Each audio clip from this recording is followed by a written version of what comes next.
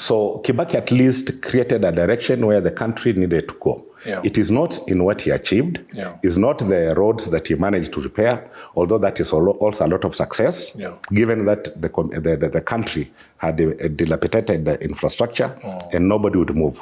Yeah, I don't fault his economic policies, by the way. Yes, and vision is important in terms of you draw up a plan like what the Chinese did a few years ago, about a few decades ago. They just decided that we are going to put this country in a certain space, and they get to working on that. There's nothing wrong with the vision, but I'm telling you, Cyrus, even if you built all the roads, even if you did all the beautiful railways from here to Zambia, or wherever it is you want to take them, if your own people are at war with each other, you have done nothing. In fact, for me, that's a fact.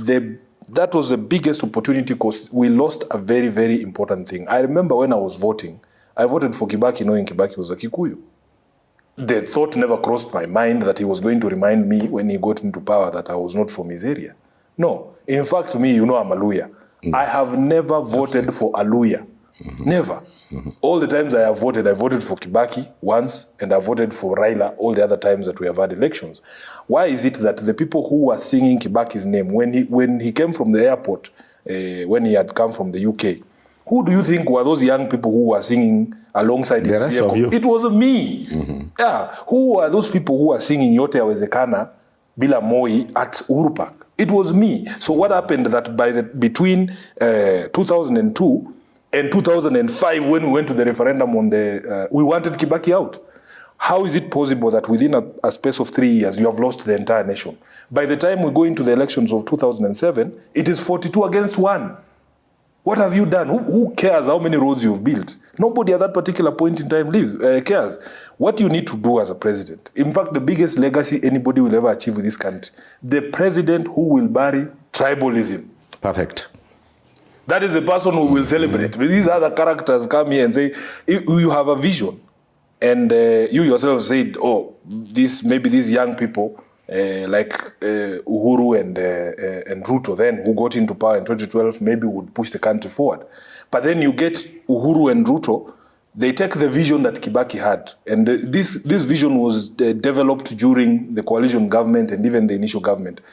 The reason why we were seeing movement and optimism, if you look at the cabinet that Kibaki had, for instance, Kenyans could see like a picture of the nation. The nation. Yes, and it was based on competence, not regions. Good. We are saying, even if, they tell us now that the presidents for Kenya will only come from 2 tribes in eternity, from the Kalenjin and from the Kikuyu, we can accept, like me, I can accept and say yes. But what then becomes the responsibility of those 2 tribes?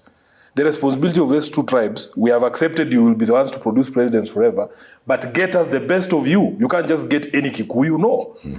Not just any Kalenjin. Get somebody who's competent to do the job. So the criticism I have around Kibaki is that, yes, we have this vision. Then we lose the vision because you have lost the people.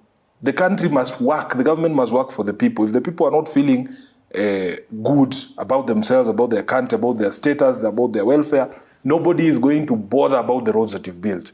So the economic policy was on track because of the sort of people that he got. We go into the elections in 2012 and we get people who then elevate private commercial interest above the interest of the nation. So you yourself have identified. The plan was already there for Lapset. Why did Lapset collapse?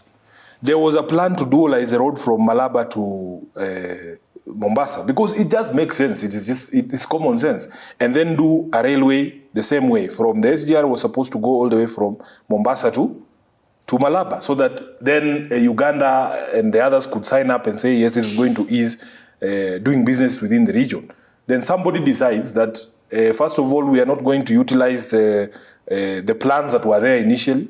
We're going to get a new contractor because now private interests have come in. You change the vision 2030 to be your vision 2010, that within the next 10 years, I must have made X amount of money.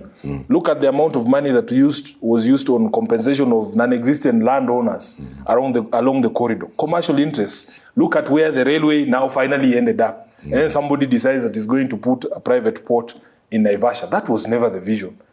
That's why I'm saying we need to get to a place where we realize that for as long as we have these bad manners in politics, that I elevate myself into office so that I can benefit myself and my friends and cronies financially, we are never going to move as a nation.